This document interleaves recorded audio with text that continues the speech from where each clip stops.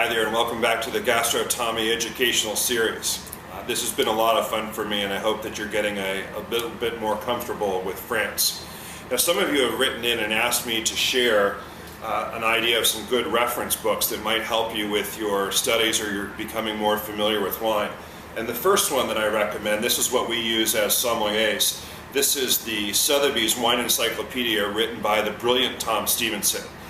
Tom is not only the foremost expert in sparkling wine, but has a beautiful way of communicating ideas, varietals, history, as well as giving us some information about the major producers in the region. And as I indicated, that's the book that we use for studying as sommeliers, but I think it's a wonderful reference book that anyone would enjoy using for your own ongoing education.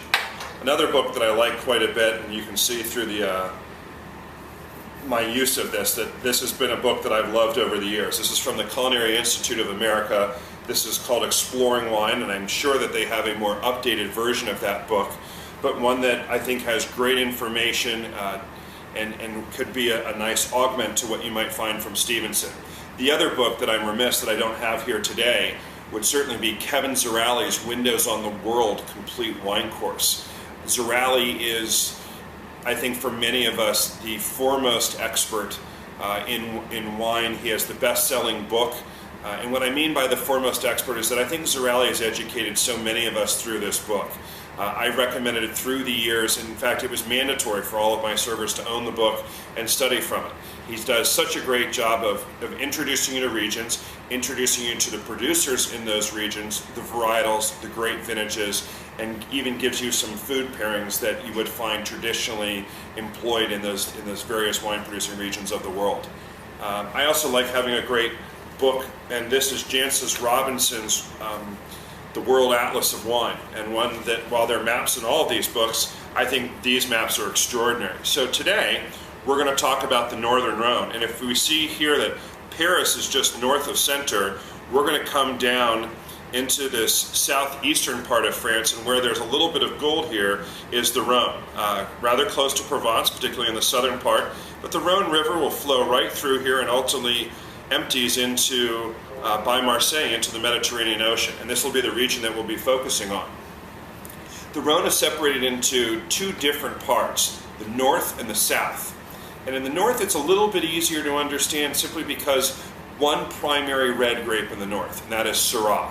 Syrah has certainly taken a back seat recently, and I think that's most unfortunate because it is absolutely a noble grape.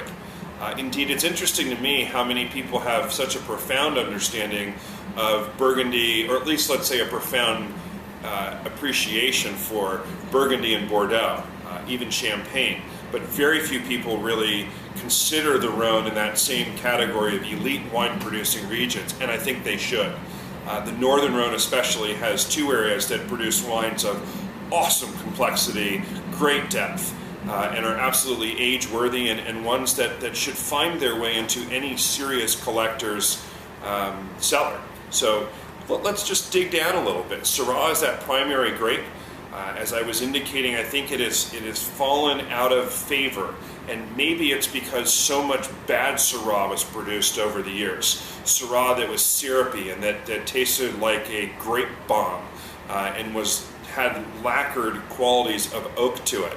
And Syrah should be more expressive. It is a thick-skinned grape that really likes to be grown in a climate that's sort of temperate. It can endure heat and even do very well in heat. But what it will often show is great complexity. And in towns like Côte-Rôtie and Hermitage in that Northern Rhone, the wines are glorious. Now, there are a couple white grapes to know from this region. In the northernmost part, directly across the river from Côte-Rôtie, is a little town called Condrieu. And Condrieu actually has their grapes planted right along the cliffs, and in some cases one would need to rappel down the cliffs in order to get to these vines to gather the grapes. But Viognier produces a very floral, almost lavender-like quality wine, but it should be light and crisp and refreshing. It can be paired beautifully with sushi, But unfortunately, what I've seen in many cases here in the United States is that it is handled by people who look at it as a Chardonnay alternative, and indeed it's not. It is a unique grape that should be handled and grown in a climate that is best suited for its production. And unfortunately, I see it being too syrupy, I see it being very concentrated and oaked, which I think is just a tragedy. In Condrieu, it will be expensive, particularly because of the low yields of the vineyards and the unusual lengths that one has to go to harvest the grapes. The other white grapes that we'll see there is Marsanne and Roussanne, which I think is produced more successfully here in the United States. But certainly we can find these white Northern Rhones that are delicious. Towns that might provide a little bit more value would be towns like Saint-Joseph especially. It looks like St. Joseph. Or even Crozes Hermitage, which is across the river in a larger region than Hermitage. But you can expect to pay a pretty penny for high quality Côte Rôtie and Hermitage, but absolutely worth it, particularly when given proper aging. In the southern part, it's a little bit more complex. Grenache, which was actually from Spain, and there it's known as Garnacha, was the primary red grape for years. Grenache has a very thick stem to it. It has almost a bark-like quality around it, and it tends to grow back into itself, something like this. And it does that because of the Mistral, those famous winds that blow off of the Alps and can provide just brutal temperatures in the winter. And so Grenache is able to endure those cold temperatures. But due to the growth and success of Syrah internationally, let's say in the late 80s through the 90s, we saw quite a bit of Syrah being planted in the area and planted successfully.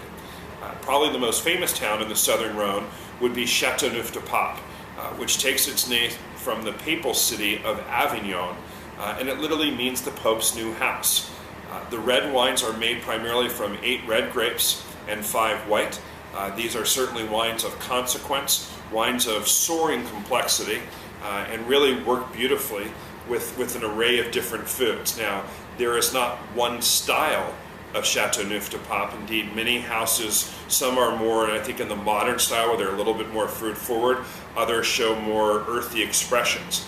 But I think one of the qualities that we can say we find from the Rhone as a whole are aged meat, leather, dark chocolates, quite a bit of complexity to those wines. And even the white wines from Châteauneuf-du-Pape are wines of great drinking satisfaction that I think are commonly overlooked. So please make sure that you dig around a little bit and find some of these wines, because I think you'll really enjoy them. I think many of you have probably heard of Côte du Rhone. These are wines that can be made by the oceanful, and in many cases are nondescript and uninteresting, but in some cases can be made from producers that are making smaller amounts of them very, very successfully, and can also provide very good value. There are also other towns like Gigondas, for example, that I think provides great drinking satisfaction at a value.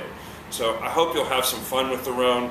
Make a point of getting a good reference book that you'll do a little reading in while you're drinking the wine, because that'll always help reinforce what you're learning. And then, I'd love it if you just send me some comments on how you're finding these videos. Some of you are reaching out to me directly at tommy@gastrotommy.com, and some people are even starting to put some comments into the boxes below. So I hope you're enjoying this. I know I'm certainly loving sharing with you, and hope your glass remains full and that you're drinking some great stuff today. Thanks.